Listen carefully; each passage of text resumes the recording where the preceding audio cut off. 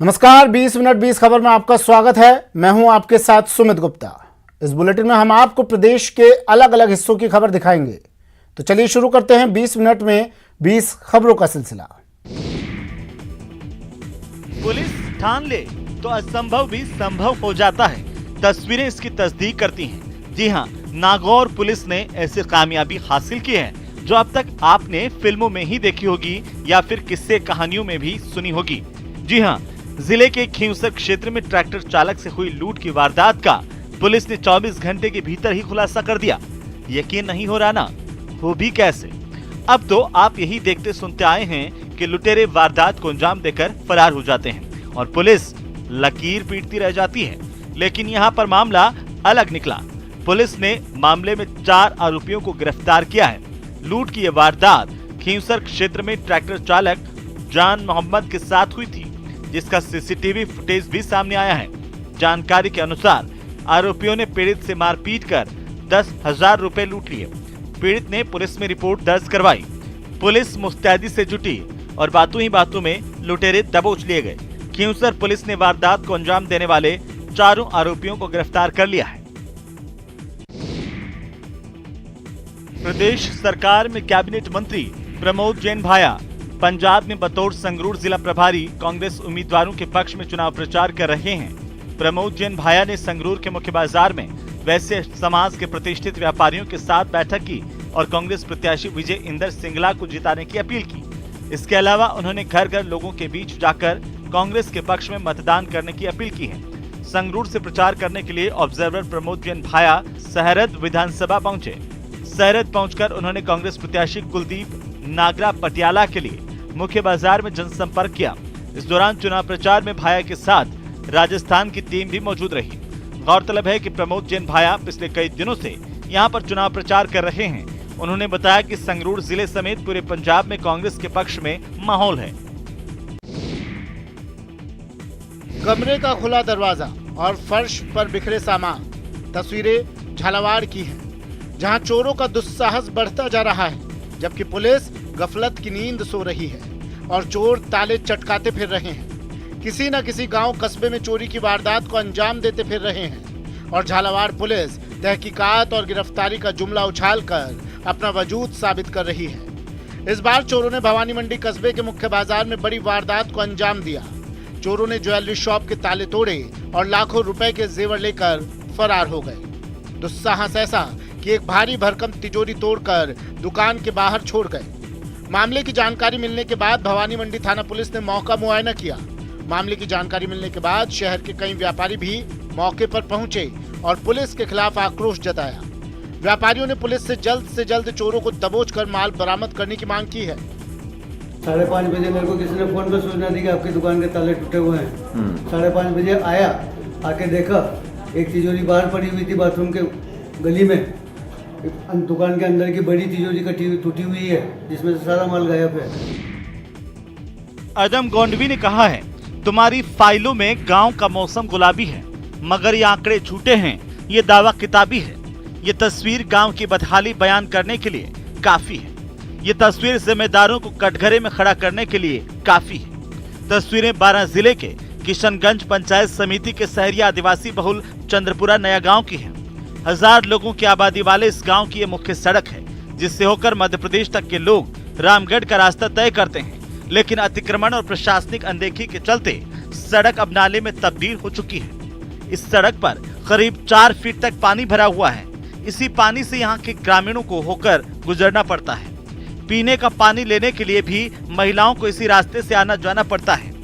सालों से भरे कीचड़ और पानी के चलते सड़क के किनारे बने कई मकान धाराशायी हो गए, तो कई लोग मकान छोड़कर कहीं और बस गए। यही नहीं, इस सड़क से सटी हुई प्रधानमंत्री ग्रामीण योजना की सड़क भी अब जलभराव के चलते टूटने लगी है। यहाँ के ग्रामीण ग्राम पंचायत से लेकर जिला कलेक्टर तक गुहार लगा चुके हैं, लेकिन इन्हें भरोसे के अलावा आज तक कुछ नहीं मिला। जहाँ तक ये अतिक्रमण नहीं हटे और ये नाली का निर्माण नहीं हो, जब तक इस समस्या का समाधान हो ही नहीं सकता।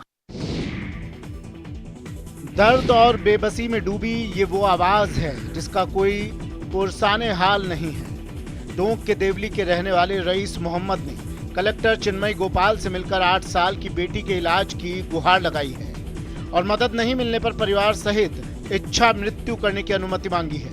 अगर ये सरकार सहायता नहीं दे तो मैं इच्छा मृत्यु मांग ली, मैंने परिवार सहित इच्छा मृत्यु दिलवा दो सर, इसके अलावा कोई चारा नहीं है मेरे पास। रईस मोहम्मद के मुताबिक उसकी 2 बेटियों में से छोटी बेटी सोहा अली खान को जन्म से ही लाइलाज बीमारी है, जिसका जन्म से अब तक लगातार इलाज चल रहा है।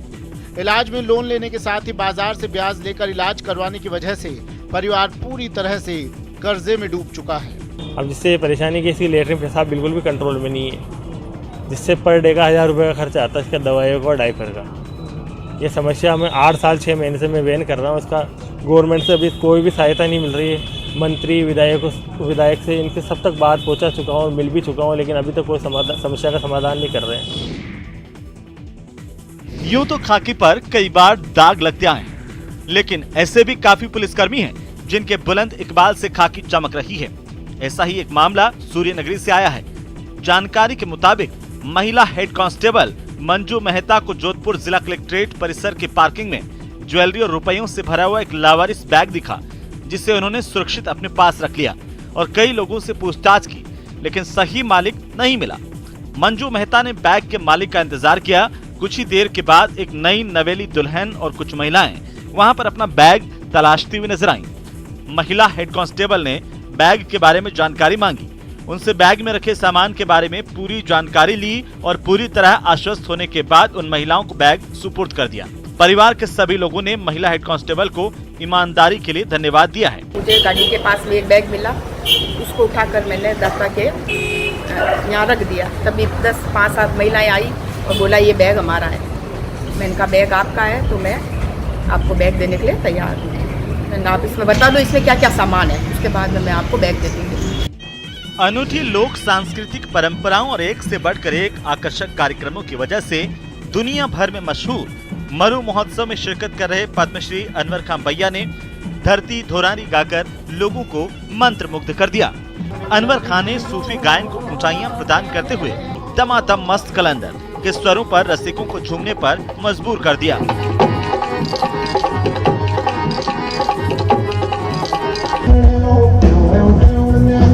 इसके अलावा जाने माने प्लेबैक सिंगर मोहित चौहान की परफॉर्मेंस का देश विदेशों से आए सैलानियों ने जमकर आनंद लिया।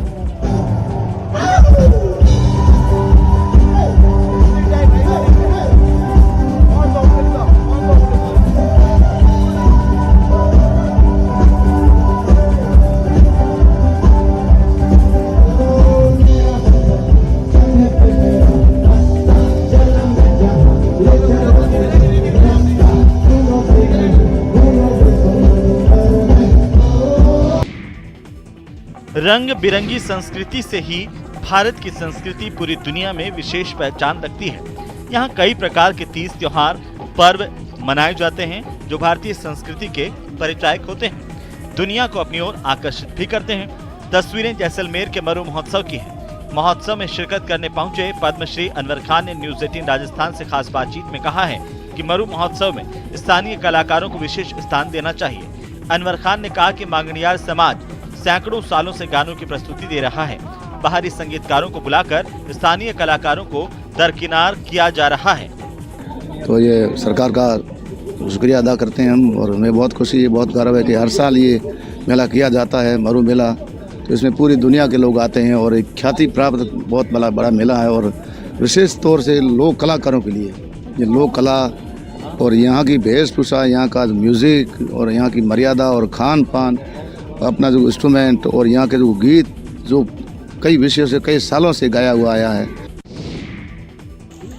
माघ पूर्णिमा पर कहीं आस्था की डुबकी तो कहीं मधुर उत्सव। तस्वीरें डूंगरपुर जिले के बेनेश्वर धाम की है। गौरतलब है कि बेनेश्वर धाम सोम और माही नदी के पवित्र संगम पर स्थित है। इस धर्म स्थल पर आयोजित होने वाले वार्षिक मेले को लेकर बड़ी धार्मिक मान्यता है। हर साल लाखों लोग इस मेले में शामिल होते हैं। राजस्थान, उत्तर प्रदेश, मध्य प्रदेश और गुजरात से आदिवासी यहाँ पर बड़ी संख्या में पहुँचते हैं। मान्यता है कि यहाँ भगवान विष्णु के अवतार मावजी ने तपस्या की थी। मावजी आदिवासियों के आराध्य हैं। यही वजह है कि वे अपने पूर्वजों के अस्थियों का विसर्जन करने से लेकर बच्चों का मुंडन, जड़ूला, जात जैसे संस्कार भी बेनेश्वर धाम में ही आकर करते हैं। वैसे कोरोना के चलते इस बार मेला सादगीपूर्ण तरीके से मनाया जा रहा है। प्रशासन ने लोगों की आस्था को देखते हुए परंपराओं के निर्वहन और मंदिरों में दर्शन की छूट दी है। मुख्य मेले से लेकर प्रशासन ने सुरक्षा को लेकर कड़े बंदोबस्त किए हैं। वर्ष परिवार बाप दादा का यहाँ से हमारा अस्थि विसर्जन करने के लिए हम यहाँ डेली हर साल आते हैं। साल में इधर आने के बाद हमारे घर में खुशी से सब रह सकते हैं परिवार के साथ। बॉलीवुड को डिस्को म्यूजिक देने वाले फेमस सिंगर और म्यूजिक डायरेक्टर बप्पी लाहिरी का मुंबई के अस्पताल में निधन हो गया। जानकारी के अनुसार बप्पी लाहिरी मंगलवार रात घर पर अस्वस्थ होने के बाद जुहू के एक अस्पताल में भर्ती कराए गए थे, जहां उन्होंने आखिरी सांस ली। संवाददाता से मिली जानकारी के मुताबिक बप्पी लाहिरी 1 महीने से अस्पताल में भर्ती थे और सोमवार को उन्हें छुट्टी दे दी गई, लेकिन मंगलवार को उनकी तबीयत अचानक से बिगड़ गई।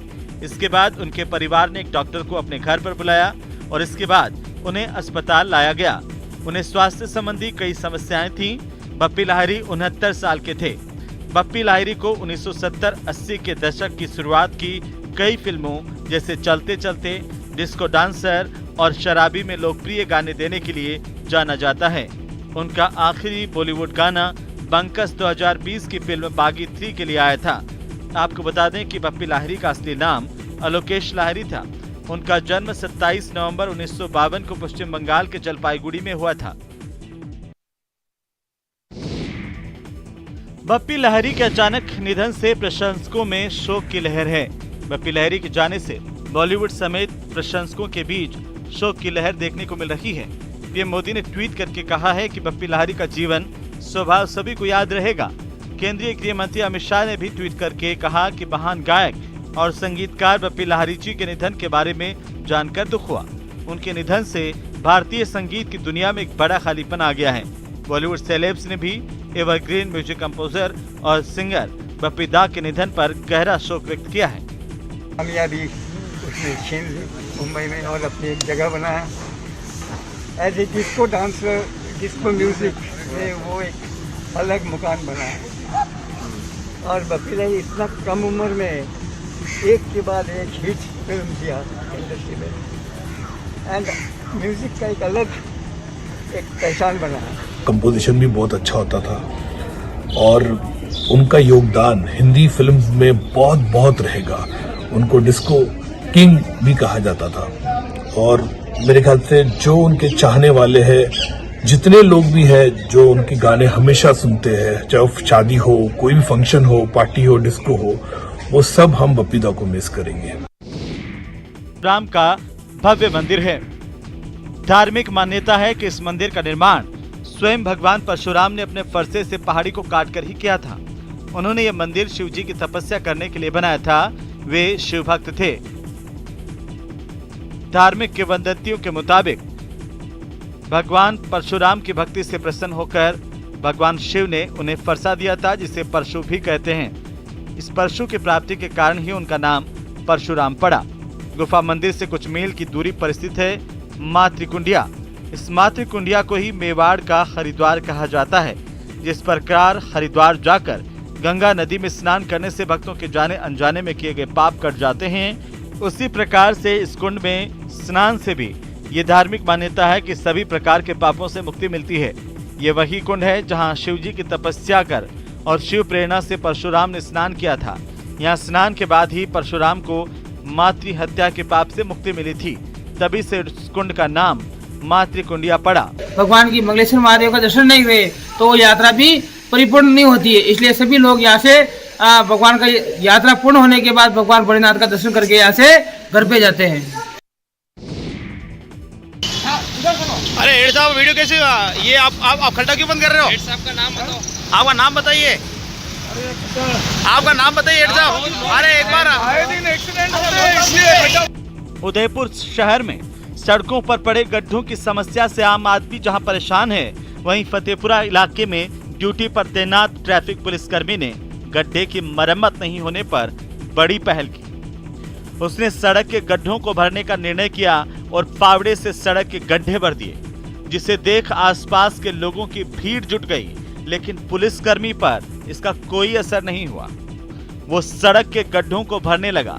बताया गया कि पिछले कुछ दिनों से फतेहपुरा चौराहे पर एक गड्ढा लगातार हादसों का कारण बनता जा रहा था। चौराहों पर तैनात पुलिसकर्मियों ने भी संबंधित विभाग को कई बार इसकी सूचना दी, लेकिन किसी ने ध्यान देने की जहमत नहीं उठाई। इसके बाद पुलिसकर्मी मदन लाल पालीवाल ने गड्ढा भर दिया, जिसका वीडियो वायरल हो रहा है। जो इस पे ये VIP रोड है, इन्हें काफ़ी एक्सीडेंट हो रहे थे आए दिन, और मेरी विवेक से मैंने ये गड्ढा पूरा भरवा के सही करवाया और यही कहता। अलवर का सरिस्का पूरे देश में अपनी खास पहचान रखता है। यहाँ पर्यटकों को वन्य जीवों के रोमांचक दृश्य देखने को मिलते हैं। बाघ और दूसरे वन्य जीवों की अटखेलियां पर्यटक और वन विभाग के कैमरों में कैद होती हैं। कुछ दिनों पहले रणथंभौर में बाघ के शिकार का मामला लाइव कैमरे में कैद हुआ, तो अब सरिस्का में एक पैंथर ने हिरण का शिकार किया है। दरअसल सरिस्का में पैंथर ने हिरण का शिकार किया और उसको अपने साथ पेड़ पर लेकर चला गया। पेड़ पर शिकार को खाते हुए भी पैंथर कैमरे में कैद हुआ है। मिली जानकारी के मुताबिक सरिस्का के बहमनाथ जोहड़ा क्षेत्र में सुबह के समय पर्यटक घूम रहे थे, तभी पर्यटकों और गाइड को एक न भूलने वाला दृश्य नजर आया। एक पैंथर ने हिरण का शिकार किया और उसके बाद पैंथर हिरण को उठाकर अपने साथ एक पेड़ पर लेकर चला गया। ये पूरी घटना गाइड श्याम सुंदर और पर्यटकों के कैमरे में कैद हुई। ऐसा दृश्य कम ही देखने को मिलता है। ये दृश्य देखकर पर्यटक खासे खुश नजर आए। पैंथर के शिकार करने का वीडियो सोशल मीडिया पर जमकर वायरल हो रहा है। भरतपुर के 289वें स्थापना दिवस पर चलाए जा रहे सप्ताह भर के अभियान के तहत बुधवार को बिजली घर चौराहे से साइकिल रैली रवाना की गई। बिजली घर चौराहे से शुरू हुई साइकिल रैली का समापन फुलवारी में हुआ। साइकिल रैली से पर्यावरण बचाने का संदेश दिया गया। जिला कलेक्टर आलोक रंजन और संभागीय आयुक्त PC बेरवाल ने साइकिल रैली को हरी झंडी दिखाकर रवाना किया।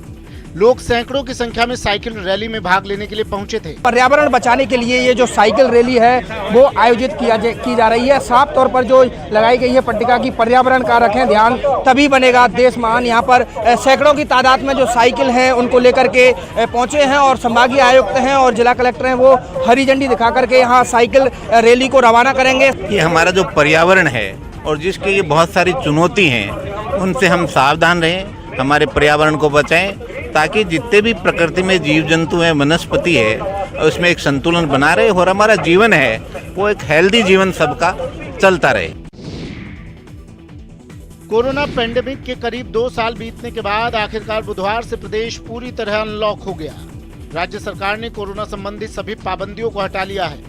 कोरोना की तीसरी लहर में नए मामले लगातार कम होने के बाद राज्य के गृह विभाग की तरफ से गाइडलाइन जारी की गई थी। बुधवार से प्रदेश भर में 1ली से 5वीं तक के बच्चों के स्कूल खुल गए। हालांकि स्कूल में ऑफलाइन क्लास के लिए माता पिता की सहमति लेना अभी भी जरूरी है। तस्वीरें भरतपुर की हैं। बच्चों में खासा उत्साह नजर आया। कौन सी क्लास में पढ़ते हैं आप? 4 में। कितने दिनों बाद स्कूल आए आप? 1 महीने बाद। आज स्कूल आए हो 1 महीने बाद, किस तरह से पढ़ाई करोगे, किस तरह से क्लास में बैठोगे? अच्छी तरीके से बैठेंगे सर, बढ़िया तरीके से। कितने दिनों बाद स्कूल आए हो आज? 1 महीने बाद। 1 महीने में घर किस तरह से पढ़ाई की आपने? किताबों से पढ़ाई की है। देश भर में मीठे प्याज के नाम से मशहूर शेखावटी का प्याज अब बाजार में आने लगा है। फरवरी के दूसरे सप्ताह में प्याज की खुदाई शुरू हो गई और मंडी में भी प्याज की आवक होने लगी। सीकर जिले के किसानों का प्याज का करोड़ों का कारोबार है। हर साल लाखों मीट्रिक टन प्याज का उत्पादन सीकर जिले में होता है। इस बार शेखावटी का प्याज किसानों के लिए बड़ी सौगात लेकर आने वाला है, क्योंकि हर साल से 1.5 गुना ज्यादा बुआई हुई है। फिलहाल भाव भी अच्छे मिल रहे हैं, लेकिन किसानों की चिंता है कि अगर भाव ज्यादा नीचे आए तो फिर नुकसान झेलना पड़ सकता है। गौरतलब है कि सीकर जिले के करीब 1.5 दर्जन गांव ऐसे हैं जहां इस वक्त खेतों में प्याज के अलावा कुछ नजर नहीं आता है। फसल बोई है और उसके कारण से हम कुछ लेट भी हुए इसमें, परंतु फिर भी यहाँ का किसान संघर्ष करते हुए, इस प्रकृति के साथ संघर्ष करते हुए अच्छी फसल को पैदा किया है। माला नहीं मिल रहा है अभी, ठीक है, अभी तो 12, 15, 17, 18 तक बिक रहा है, लेकिन निर्यात खोलने पर है। सरकार अगर निर्यात खोलेगी तो किसान को कुछ अच्छा भाव मिलेगा। ये है प्रिंस। तिरंगे को अपना साथी बनाकर ये सड़कों पर अकेला ही निकल पड़ा है। प्रिंस ने बाड़मेर के बालोतरा से केदारनाथ की यात्रा शुरू की है। उनका इरादा अगले 3 महीने में 1500 किलोमीटर से ज्यादा पैदल चलने का है। इस दौरान वो राजस्थान के जोधपुर, बीकानेर, सरदार शहर, हरियाणा के रेवाड़ी, दिल्ली के कुछ इलाके के बाद उत्तराखंड होते हुए केदारनाथ के कपाट खुलने तक वहां पहुंच जाएंगे। प्रिंस का केदारनाथ जाने का भी मकसद है। वो बताते हैं कि कोरोना के काल में वो घर में कैद रहे। बातचीत में वो कहते हैं उन्हें नृत्य का शौक है। नटराज भी नृत्य के स्वरूप है। ऐसे में उन्हें हिमालय की इस यात्रा का ख्याल आया। अब अकेले पैदल चलकर वो नटराज के दरबार में नतमस्तक होंगे।